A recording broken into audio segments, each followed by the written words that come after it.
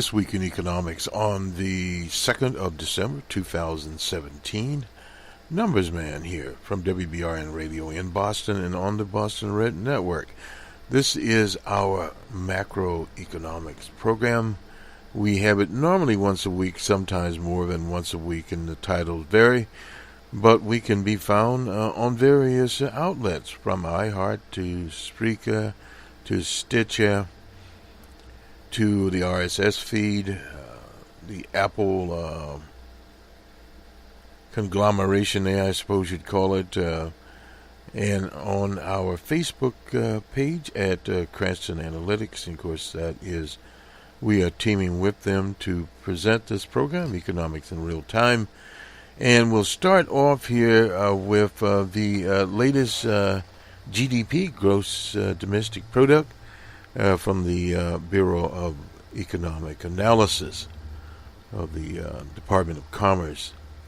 And we have some PMIs from the market people, several of those of the U.S. manufacturing PMIs from France, Germany, Spain, etc. We'll go through those to get a look at the international economy or global economy and see how that is doing as opposed to the U.S. economy. And also, a tax bill has passed the Senate, $1.5 trillion bill with numerous loopholes in it. We'll talk a little bit about it. It has to be reconciliated with the House of Representatives, and then after that process is over, it will go to the President D.J. Trump. A lot of debate around it as to what the average taxpayer will get out of it, so to speak. Some estimates from $100 to $500 in January, depending on where people are, and the savings will be less. It's a decade-long, 10-year bill, and where the deficit will be. All of this is based upon estimates of various organizations. We'll look here at the Joint Taxation Committee. I believe we still have that around, and if we do, we'll put it up here, or we'll put it on the show. Some ballpark figures there where it will be going. It all will depend on the performance of the U.S. economy over the next 10 years. Very, very difficult to predict. A lot of use a non-economic metaphor here. It's a wild card. In other words, what we have right now is relatively low inflation. The job rate is low for historic standards, and of course we have some historical evidence as to what happens when you have low unemployment in the past. Don't look at it as much because it is different now, and of course we do have Dodd-Frank and various safeguards we did not have in the 80s. The last time tax reform or a new shifting of tax obligations was under Ronald Reagan. Thus, it was a total different economy, much smaller economy, not a global economy at that particular time. We had not entered what George H.W. Bush called the New World Order. Well, the order is now here. China is the second largest economy. That was not the case in 1980. And various other quote-unquote emerging economies are emerging. And the largest corporations in America are global in nature. If you look at the tech sector, you have Google, you have Facebook, Twitter, various others that operate not just in the 50 continuous states, but in many countries in the world. And that all plays into it as to where it goes. We'll also get the, hopefully we'll get the holiday figures finally in here. They were up on the Turkey holiday on into Black Friday and Cyber Monday, and where the others are. So we'll get all this in, but let's start off with GDP and where it is. And this is the of Q3. It's the second estimate here, and also Q3 corporate profits. Nonetheless, this is released on a Wednesday. It would have been the 29th of November. Gross domestic product increased an annual rate of 3.3% in Q3, according to the second estimate by the Bureau of Economic Analysis. The second estimate, in the second quarter, real GDP increased 3.1%. So basically, it's about the same. Released today is based upon a more complete source data. We'll call it big data. The advanced estimate, the increase in real GDP was 3%, with the second estimate for the third quarter. The general picture of economic growth remains the same. Non-residential fixed investment, state and local government spending, private inventory investment were revised up from prior estimates. And let's go down with this.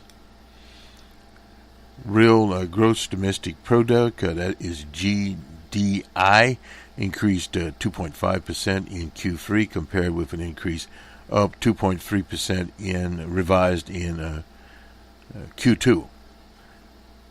The average real GDP, real GDI, a supplemental measurement of U.S. economic activity, that equal weight of GDP and GDI increased 2.9% in Q3 compared with an increase of 2.7% in the second quarter. The increase in real GDP in the third quarter reflects positive contributions from PCE, a private inventory investment, a non-residential fixed income exports that were partially offset by negative contributions from residential fixed investment, imports that were subtracted in the calculation of GDP. The acceleration in real GDP in Q3 reflects an acceleration in private inventory investment, a downturn in imports, and smaller decrease in state and local government spending and in residential fixed investment that were partially offset by a deceleration in PCE.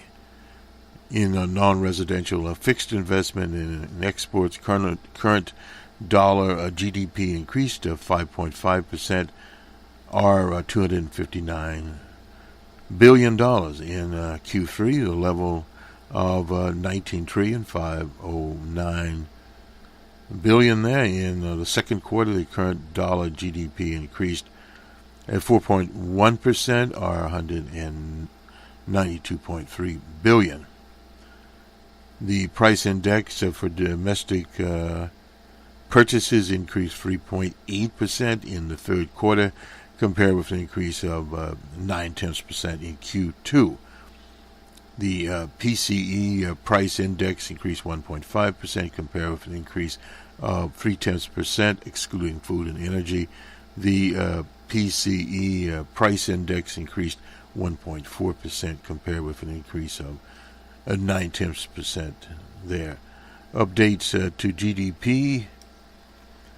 The percentage change in real GDP was revised up from the advanced estimate, reflecting upward revision in non-residential fixed investment, state and local government spending, private inventory investment there. So we'll look at this again. The second and advanced estimate, real GDP, the advanced estimate was at 3%, 3.3. The second, which we're dealing with now, the current dollar GDP at 5.2 and it's 5.5 now. The real GDI is at 2.5. The average real GDP and real GDI at 2.9. And domestic product price index at 2.8. Didn't change between the advanced and second estimate. Real PCE price index at 1.5, still 1.5. For the second quarter of 2017, the percentage change in real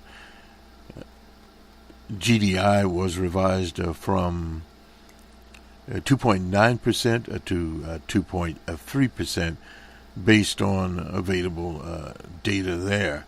Profits from current production, that's corporate profits, with inventory valuation adjusted and capital consumption adjusted, increased 91.6 billion in Q3, compared with an increase of 14.4 billion in Q2. Profits of domestic financial corporations increased 60.6 billion in Q3, in contrast to 33.8 billion in the second quarter. Profits of domestic non-financial corporations increased 12.5 billion, compared with 59.1 billion. The rest of the world profits increased 18.6 billion, in contrast to a decrease of 10.8 billion that was in Q2. In the third quarter, receipts increased at 23.1 billion, and payments increased at 4.6 billion.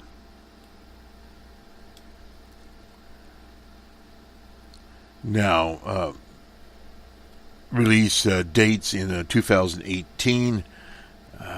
The advanced estimate on January 26, and that would be for Q4, and April 11th and July 27th and October 26th. We'll get to, and then we'll have a second. This is for 18 on the 28th of February next year, and March 28th. So those are some of the things out here. Let me see if we have this up here. I get to some of these job figures here, lower unemployment rates that are around, before we go to the PMIs. These are some metropolitan type, metro type figures for jobs. Let's see if we can find this. We had it up here when we were doing the preparation for the show here, and see if we can snatch it up here very, very quickly. Did not bookmark it,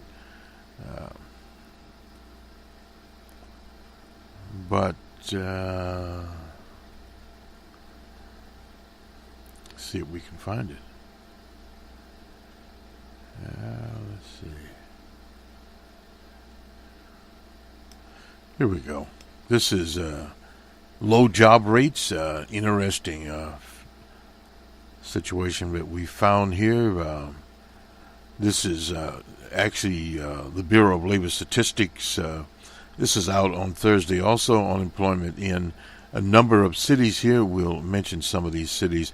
This is the Minneapolis-St. Paul metro, was just 2.3% in October, and also in Nashville, Tennessee, were two there. The national rate was 3.9% in October. And some of these cities here, this is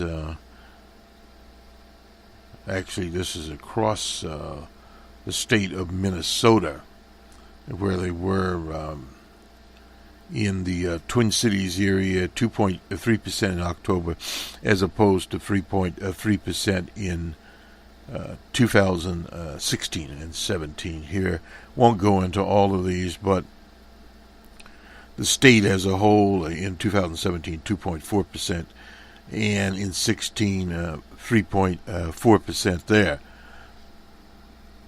Some of the figures popping out here for these metro areas. I thought this was a listing of other metro areas, but not exactly it.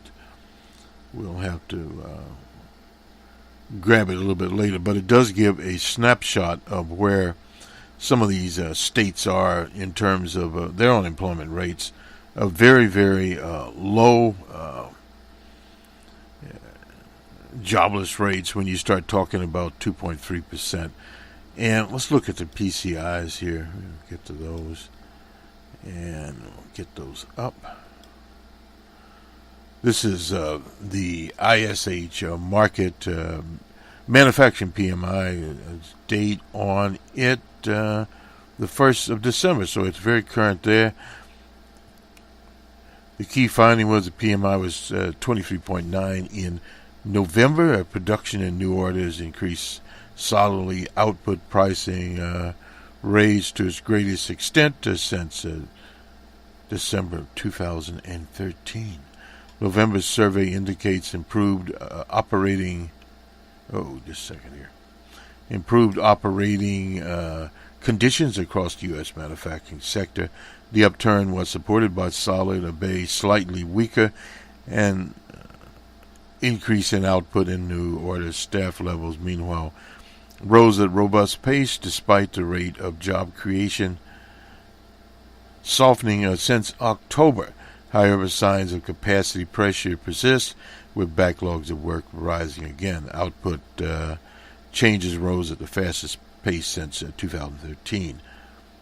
Input prices also rose at a quicker rate than that. Was a steep overall business confidence was robust and highest level since 2016. The seasonal adjusted final manufacturing purchases index registered 53.9 in November, down from 54.6 in October. The index reading signaled robust by slower growth. Goods producers increased their output at a rate only slightly below that seen in October. Anecdotal evidence suggests that the rise was due to greater order volume and robust client demand. New orders received by manufacturers rose at the second fastest pace since March. In November, panelists likened the latest upturn to more favorable demand conditions and noted from orders from domestic and foreign clients. Moreover, export sales rose at a rate that, though modest, was the second fastest in 15 months. The level of outstanding business manufacturing firms increased at an accelerated pace that was the most marked since April. Employment levels, meanwhile, grew, and the average price change of business and manufacturing firms increased at an accelerated pace was not seen since April. Employment levels, meanwhile, grew at the second strongest rate seen since June of 2015. Average price changes by manufacturers rose further in November, and the pace of inflation accelerated to be the fastest in almost 4 years. Anecdotal evidence suggests that increase was due to greater cost burdens. Their input price inflation also quickened since October. With steep overall survey respondents commonly stated that component costs rose due to logistic delays out there. Buying activity, goods producers grew at the strongest pace since February. That would have been Q1 there. And let's get down here. The conclusion here from Dr. Williamson. U.S. manufacturing reported firm solid growth in November. The rate of expansion settled slightly since October. Rebound from the hurricane season, but still leaves the sector on course for its best quarter since the opening months of 2015. What especially encouraging is that growth is being led by producers of business equipment, machinery, indicating investment spending is on the rise. Job growth in the quarter has also picked up in recent few months compared with subdued hiring early in the year. That's not unusual there. Business optimism is now at its highest since 2016, underscoring how firms believe the upturn has further to run as we move into 2018. Prices continue to rise. This would be something the Fed obviously is looking at. And the hurricane season. All right, we'll move on here. To France. Business conditions improved to the greatest extent since November 2010. It hit a 7-year high in France. Rate of job creation, second as sharpest in 17 years. That's a very, very long time in France. But they have been in the doldrum there. The PMC, this is the manufacturing PMC, is composite single figures indicate manufacturing performance. It's derived from indicators for new orders, output, equipment supplies, delivery times, stocks of purchase, and any figure greater than 50, as in most of theirs. For France, the manufacturing purchases index at 57.7 in November, a signal to a further improvement in the overall health of the French manufacturing sector, up from 56.1 in October. Output rose to its greatest extent since 2011. During November, and extended the current sequence of increased 15 months. The expansion in production was supported by 14th consecutive rise in new business amidst reports of strong client demand. The rate of growth, the most marked since the end of 2010. Export orders also rose in November in response to higher new orders and new business growth with the most market since 2010, and new export orders also rose in November in response to higher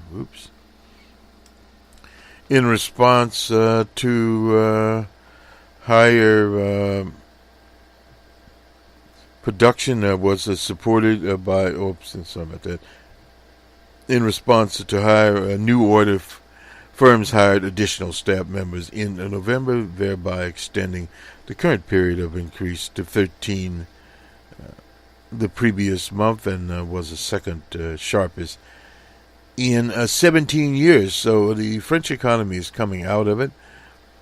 Needless, the amount of unfinished work continues to increase as rising demand outweighs capacity enhancements. Moreover, the rate of backlog accommodation was the most marked since 2010.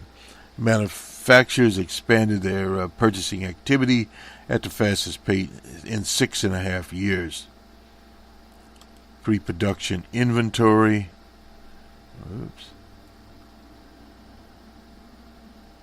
Meanwhile, demand for inputs to another sharp level, averaging lead time.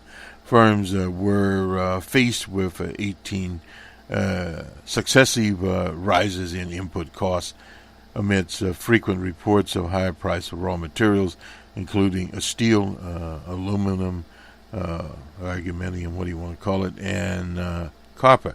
The increase is partially offset by changed inflation as some firms passed on higher input costs to clients. Finally, they are optimistic. This is from Alex Gill. The latest data continues to be to paint a positive picture of French manufacturing sector, with output, new orders, and employment all expanding at marked and accelerated rates. Given these positive trends, the sector looks well placed to maintain its solid growth rate as we close 2017 at 56.9 in October, and so it moves on better in 17 years. On we go to Germany, and we need to get it up here. Oh, yeah, okay, good enough. Germany, the PMI at 62.5, the second highest since the survey began in 1996. New orders fastest since 2010. The price pressure at a 6.5-year high as capacity constraints intensify. German manufacturing sector saw near record growth in November as new orders and exports and employment all rose close to the peak seen in 2010-2011. That was right after the Depression, according to the ISH market and BME. The strong pace of expansion led to greater pressures on capacity. However, with backlogs growing at the second fastest pace ever recorded, inputs deliveries delayed amongst the worst seen in the survey's 21-year history. Price pressure also heated up, reaching the highest in 6.5 years. The headline market BME German manufacturing PMI, a single-figure snapshot of performance of the manufacturing economy, moved to 62.5 in November from 60.6 in October. The latest reading was the second highest since the survey started in April of 1996. I don't know why I'm stuck on that.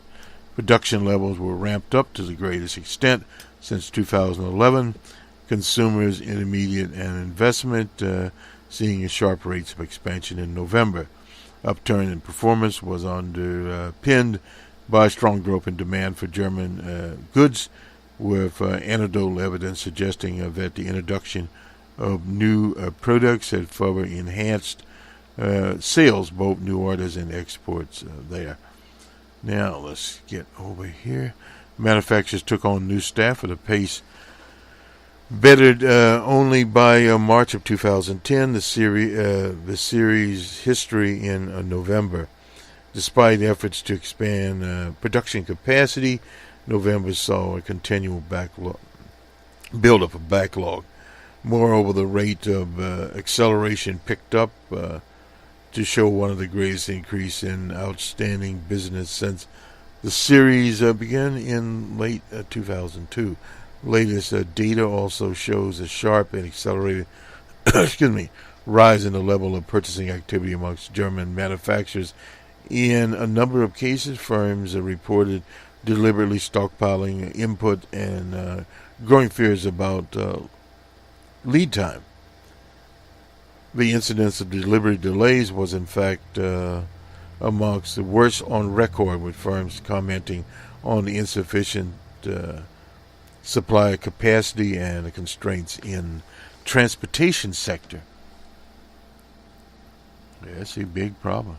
High demand for materials and constraints on supplies, meanwhile, manifested in a sharp increase in average price paid for raw materials. The rate of inflation was the steepest since 2011. Businesses highlighted steel, plastics, electronic components as some of the items price went up. We'll continue to monitor the prices going up here. And the comments here from Phil Smith. The German manufacturing PMI continued its ascendance in October to come within a whisker, I heard that term before, of an all-time high. In over 2 decades of data collection, growth has only ever been better once before in 2011, when production levels were still recovering, because obviously from the Depression. New order, exports, employment all rose. The biggest challenges facing manufacturers are on the supply side. Almost unprecedented delivery delays, meaning a working capital is being absorbed in stockpiling of inputs to ensure uninterrupted production. Rising inventories also reflect some hedging against inflation in input prices. All current rates of growth, the sector runs the risks of overheating, and that's what we're going to talk about. Manufacturing some ways to moderate future growth expectations to be lower in almost a year. And This is your problem. It can overheat. The U.S. economy has the same problem. On we go to the Spanish economy. Interesting here. Output expands at a faster pace. Fastest pace in years, near record rise in employment growth. Business conditions in Spain. Manufacturing sector improved to a great extent in close to 11 years in November. So evidently Catalonia didn't have an effect there. Output growth hit 2.5-year high amidst another market increase in new orders. In fact, new export business rose at near record pace. That was also the case with regard to employment, which increased at the fastest rate since 1998. Meanwhile, activity rose at one of the fastest rates to date. Increased demand for inputs contributed to raw material shortage. In Germany, they had a transportation problem. Here, raw material shortage in turn resulted in delays to deliveries from suppliers. Input costs also continued to rise sharply over the month. The Spanish manufacturing PMI is a composite of single-figure indicator of manufacturing performance. It's derived from sectors for new orders, outputs, etc., greater than 50. And this is the rule for all of these. At 56.1 in November from actually 55.8 in October, the highest reading since February of 2007, just before the Depression set in. The rising growth of manufacturing output quickened for the third consecutive month in November, reaching strongest since May of 2015. Let's get the rest of this in here. Production growth largely reflected higher new orders. Total business increased markedly by a slightly reduced pace. This is common with some of these. Employment growth was almost amongst the sharpest so far. Extra staff were reported hired in response to rising workload. The prospect of future growth there are signs of capacity pressures throughout the sector in November. Despite strong hiring, manufacturers saw their backlog of work increase the greatest extent in 6 months. Manufacturer delivery time lengthened amidst raw material shortages. Purchasing activity amongst manufacturers increased at a faster pace. So the comment here, this is from Andrew Harker. He's Associate Director here at Market. The Spanish manufacturing sector continues to motor midway through the final quarter, Q4, with output quickening to 2.5-year highs. Central to the success of the sector is a firm's ability to secure new business. Growth workloads continue to be good news for manufacturing. The sector is clearly in good shape. At the draw of 2018, hopes of continual strong performance. They don't mention the political problems in Canaloda here, but generally China. The PMI dips to a 5-month low in November. Chinese manufacturing. This is the purchasing managers purchasing index. Get it right here. Calzan. Anyway, operating conditions continue to improve in November by a marginal pace. Output of new orders both rose only modestly, leading to soft expansion in buying activity. Efforts to cut costs continue to contribute to the fall in staffing levels, with the decline quickening to a 3-month record. Seasonally adjusted purchase managers index registered a 50.8 in November, down 50.1 in October.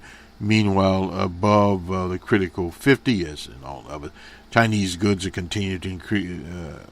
Good producers increase their production levels in November, although the pace of expansion picked up slightly from October. The rate of growth was modest overall. Total new orders rose at a similar modest pace in November. Companies that registered higher new work commented on greater client base and the launch of new products. Needlessly, data indicate that client demand was relatively subdued across both domestic and external markets. New export sales also rose modestly, as has been the case in each month since 2013. Staff numbers at Chinese manufacturers declined during November, though at a modest rate of job shedding. Was the fastest seen in 3 months. Backlog accumulation remains marked despite softening since October.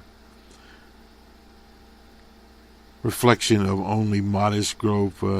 Production firms raised their buying activity marginally in November, and at the same time inventory levels of both purchased and finished goods were little changed. The key points here: production and new orders both increased at modest rates. This is from Dr. Shijan, Director of Macro Analysis at the CEBM Group. The General Manufacturing Purchase Index fell marginally from the previous month to 50.8 in November, but remains in expansive territory. The increase in input prices moderated while rise in output prices accelerated, both maintaining rather quick rates of growth. Stocks of purchases turned around to increase as stocks of finished goods continue to diminish. So again, this is good news for the Chinese economy. Some moderation was in order, no doubt about it. And what this index is, Kanzin report here is CAIXIN. They sent out questionnaires. 500 manufacturing companies are included in it. So that will do it for the PMIs. We had most of the PMIs. We had Germany, Spain here. So you get a general idea that in the EU, things were not bad in the EU. And let's go on to the BBC here. And a little bit of Toys R Us prepares to shutter 25 stores. Not unusual. Now, the firm filed for bankruptcy in the U.S. Now, that has been one of the things, one of the retailers' big spot was in the U.S. and Canada. The firm, once a dominant player in toys, has struggled against, of course, Amazon. And shattered itself to companies with 1,600 stores and 64,000 workers. Well, they're more or less out of business. Hadn't heard very much from them.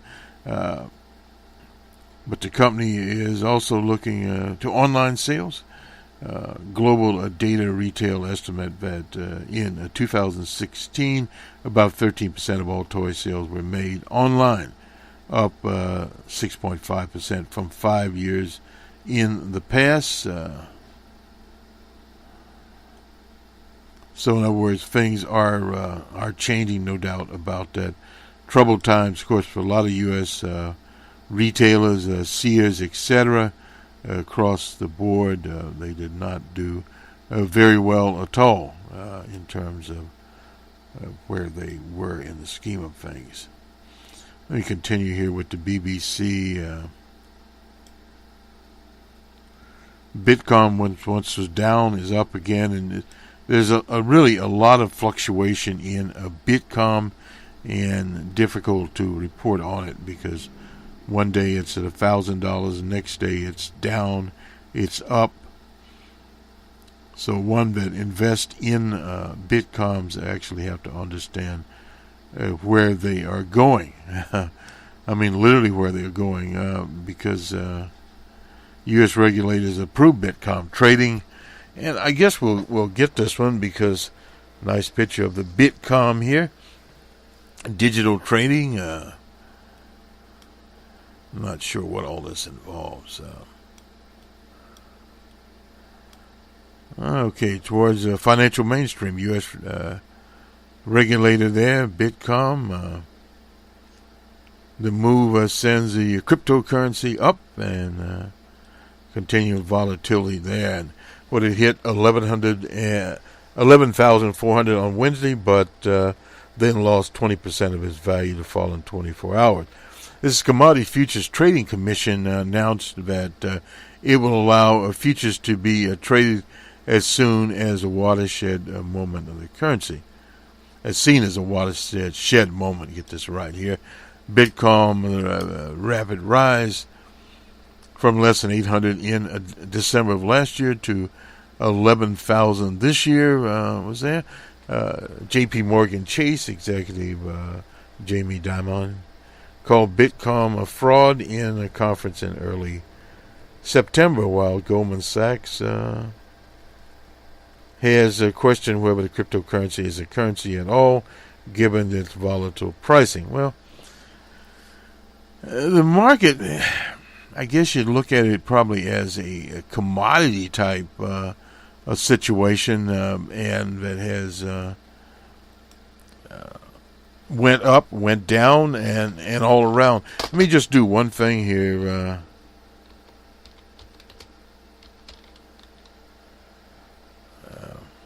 Oops. Just wanted to look at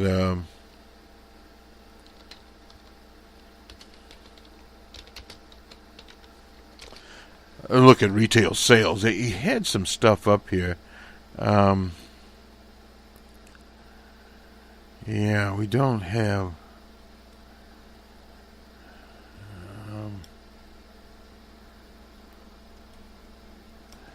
Oh, here we go. Oops.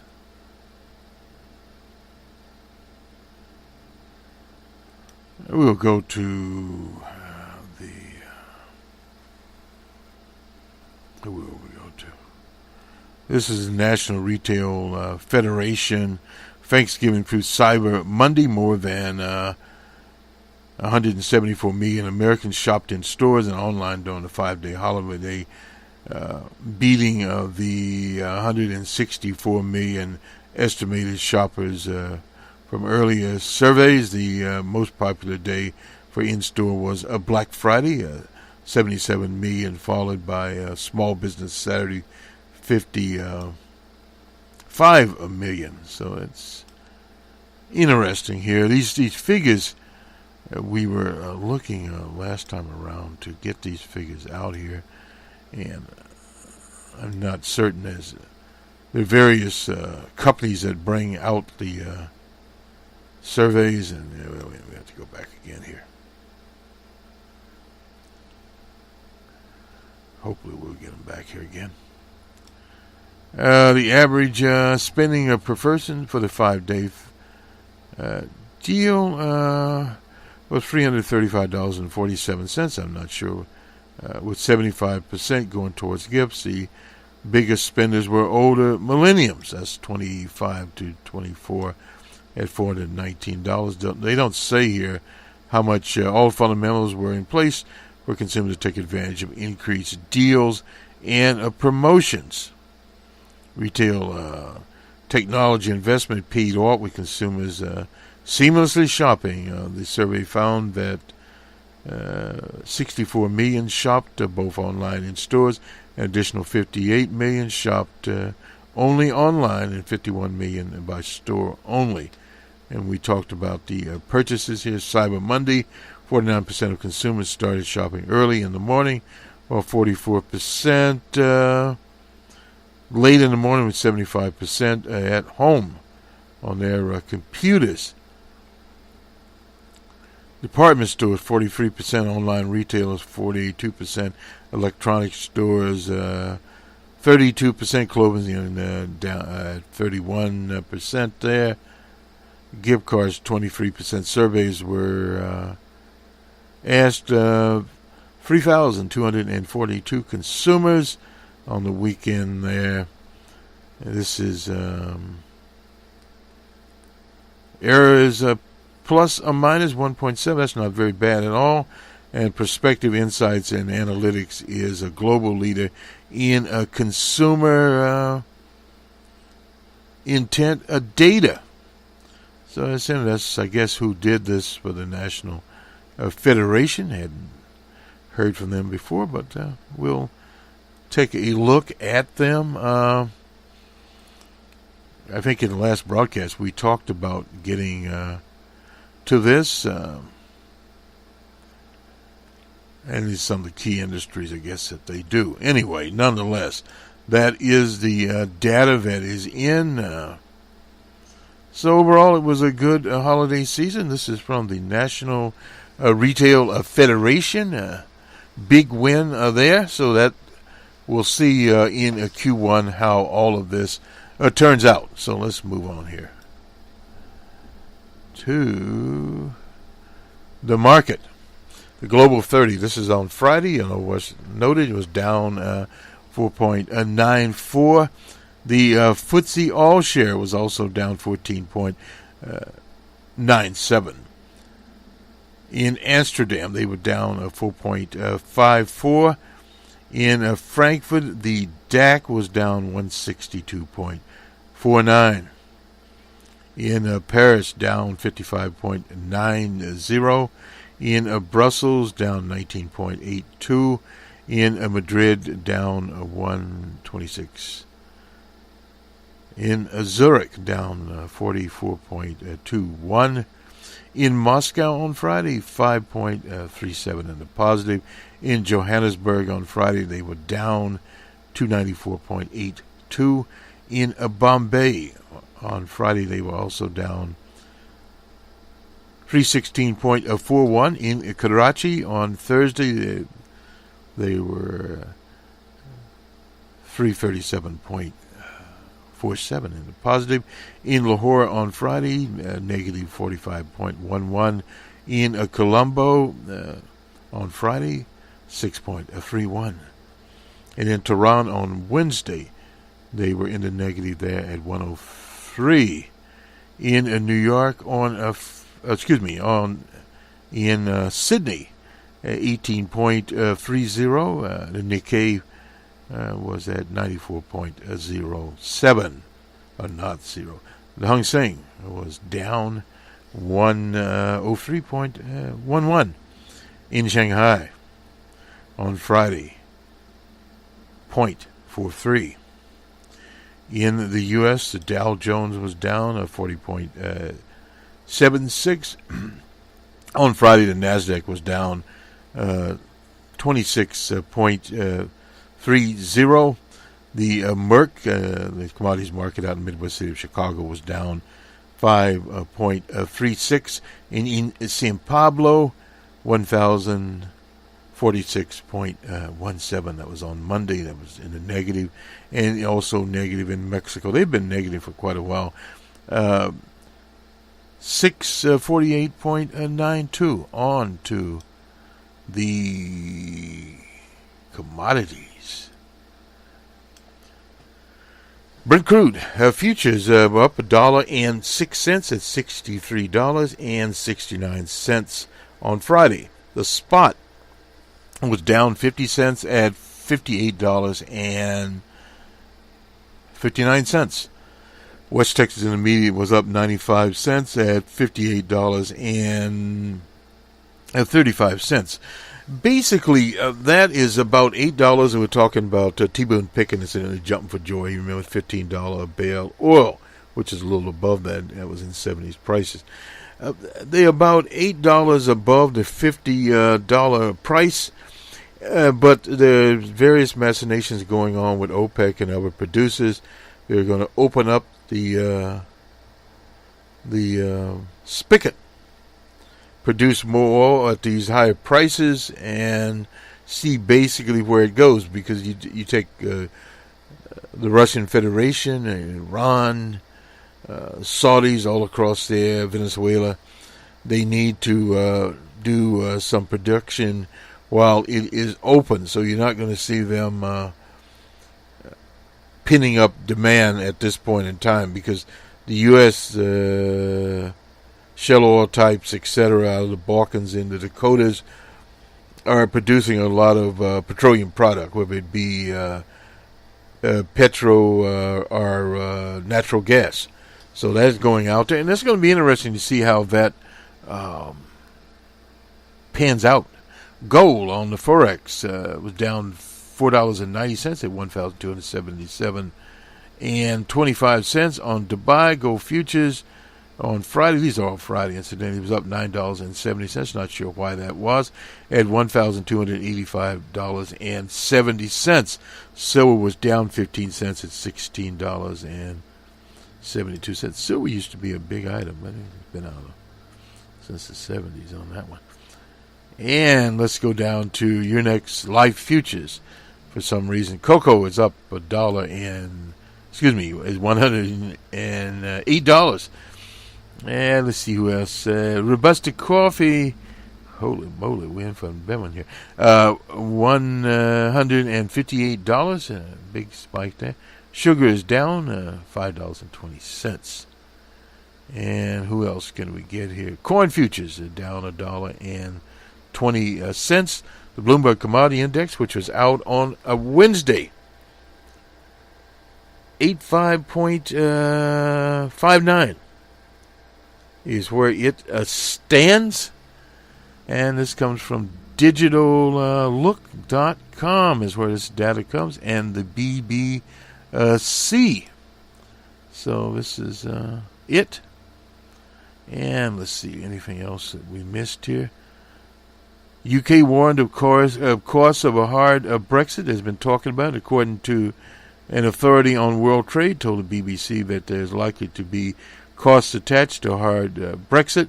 Roberto Alvador, Director General of the World Trade Organization, said that negotiations between the UK and the European Union would be difficult and extremely unpredictable. Although he made it clear that a no-deal departure from the EU would not be the end of the world, as trade would continue. A free trade deal was preferred. Absolutely, he answered when asked if a trade deal with the EU was better than relying on WTO rules on tariffs. I don't think this is going to be an easy negotiation, to be frank, he said. So we'll see how all of this turns out. But some would be higher. This is how would it be lower at about 2 to 3 points. Some would be higher. On cars would be 10% under present. That's what WTO rules, as many agricultural products could be between 20 and 40%. House of Lords report suggests that no deal would also mean Britain would not have an obligation to pay any divorce bill that would save billions of pounds. Well, yeah. If it's going to be a walk in the park, it's not going to be a walk in the park. It's not going to be like something not happening.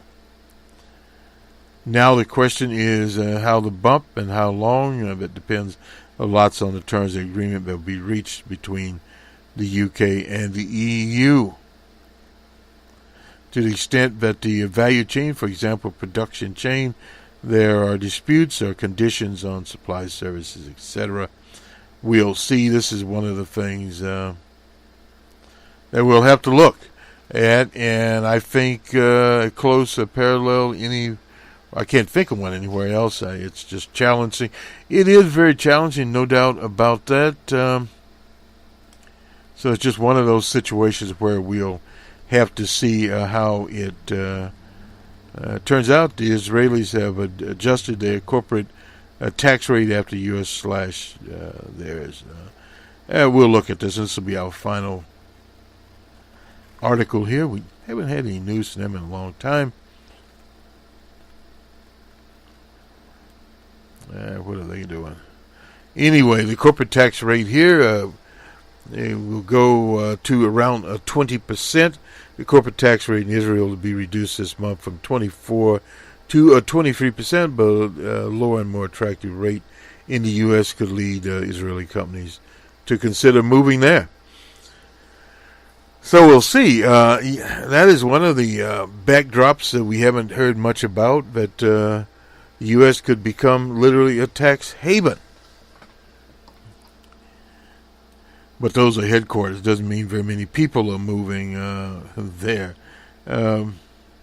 Most Israeli high-tech companies operate in the U.S., but research and development centers in Israel. Israel tech sector is one of the largest behind Silicon Valley. Most people don't know that, but they account for 14% of the nation's economy, 50% of industrial exports, and 10% of its workforce.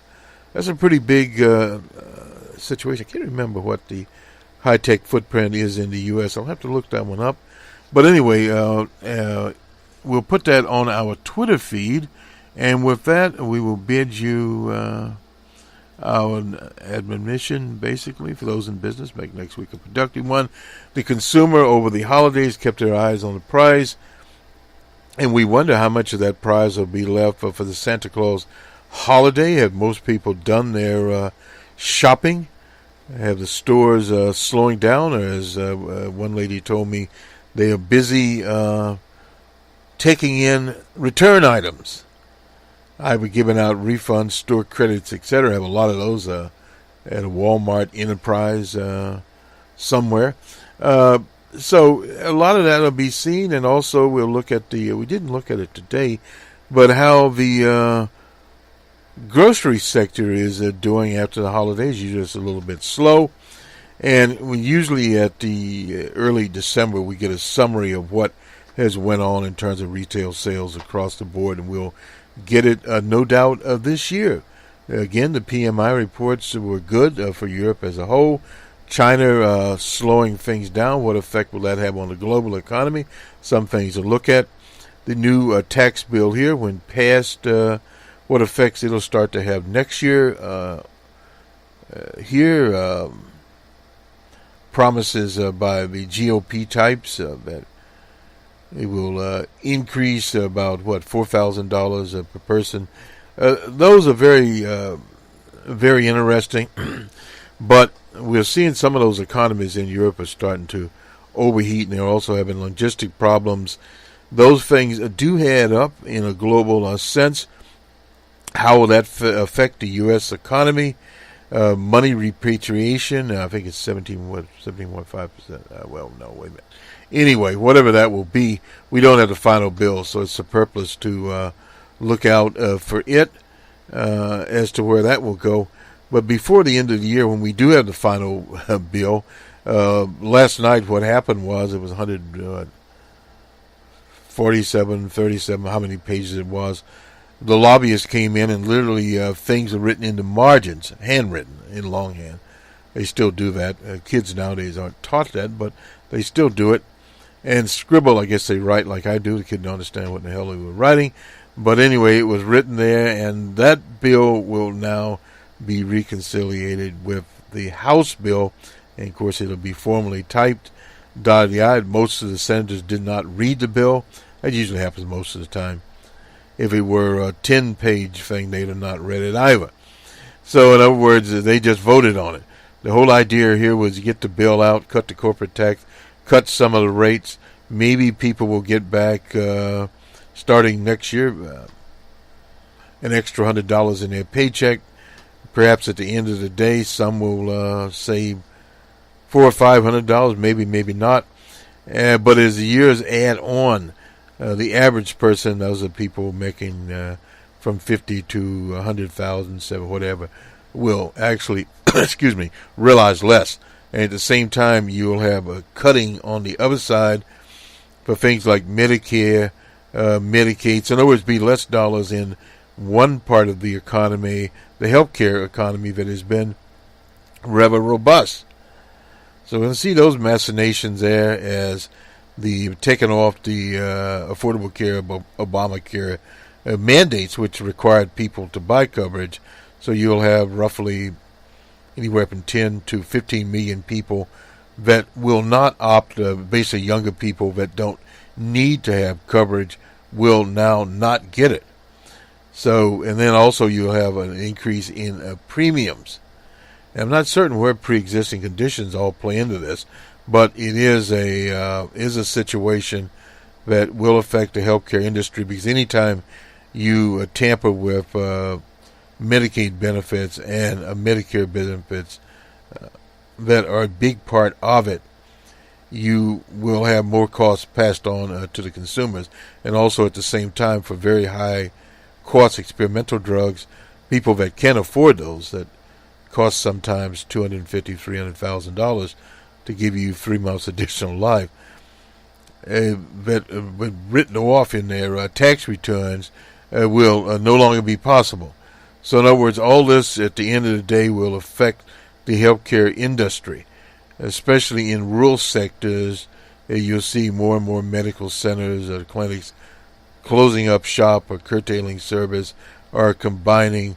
And that is where we had a feature, didn't get it in here today, on robotics. We probably have to have a separate issue on robotics, but talk about robotics and the 100,000 of jobs it will affect in the coming years during this decade-long tax holiday, we'll call it. Have a good weekend, good day.